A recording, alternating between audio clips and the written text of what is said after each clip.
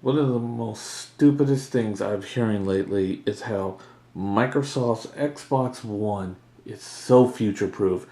And why is it future proof? Because it's using Steam's model. And you gotta have a device that uses Steam models or your console is dead.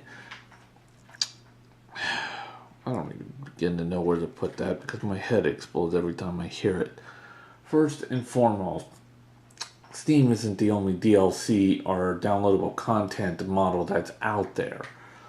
And especially for PCs. I mean, let's not forget that Good Old Game exists and it's starting to become a real competitor towards Steam, but no, no. None of that is real, is it?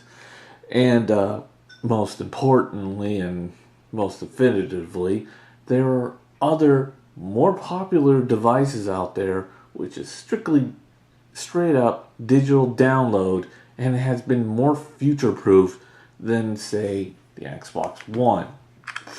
What do I mean? That is my iPod Touch. 5th generation, running iOS. And as you can see, I've got tons of apps on here. And most importantly,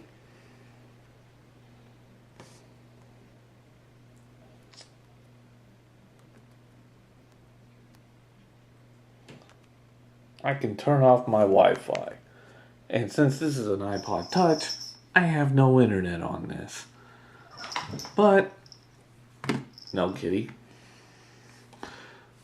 I can still play my games.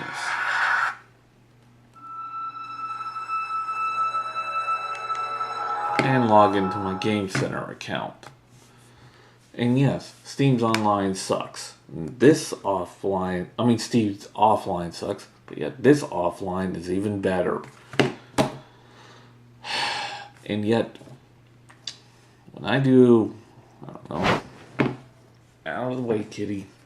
Sorry.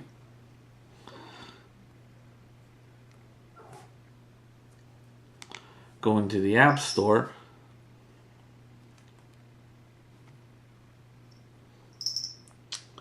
You'll notice free apps.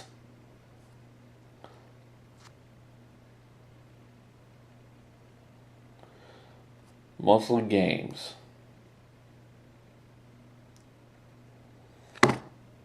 That's important.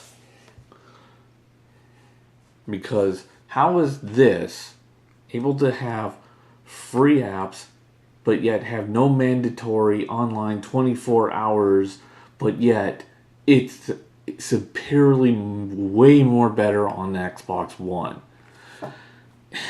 Here's an idea. The next gen of consoles, they're going to get rid of the disk drive most likely. It's pretty much a given. Hell, probably through this halfway through this gen, we'll see Microsoft and Sony just dump the disk drive outright and completely. What will they do? They'll just sell their games online. What will that do? Well, that will hurt things like GameStop. Not because of an online check, but mainly because it's digital.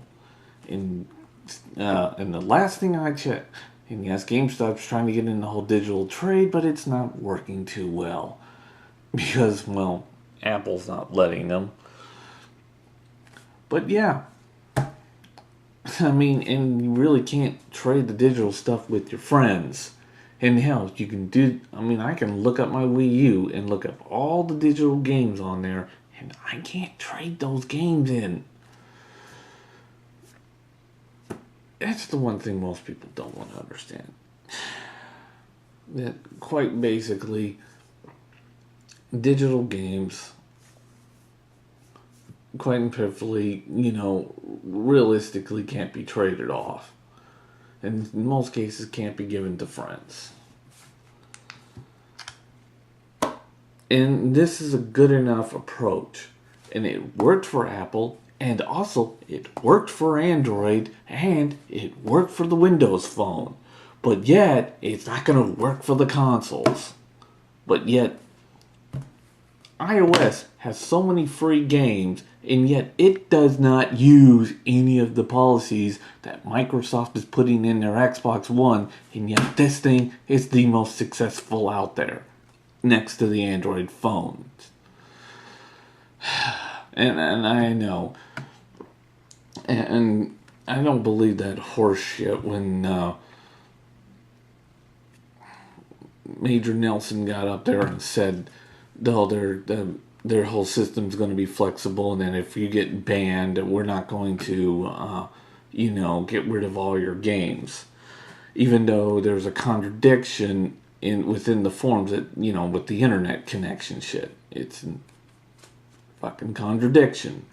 But yet, people like Review USA believes it outright, even though, the contradiction sticks out like a fucking sore thumb. But, Review USA just likes to ignore people like me anyway, so he ain't gonna watch this video or even care, or even, try to discuss it in any form of way, but that's just the way he is. But yeah, this thing doesn't even use the fucking model that Microsoft is using with their Xbox One, and yet it is successful, and it is a fully only digital download. There's no physical disc on this thing whatsoever. But yet, everybody is saying, ooh, but Microsoft is future-proof. Okay. Explain how this thing is much more successful.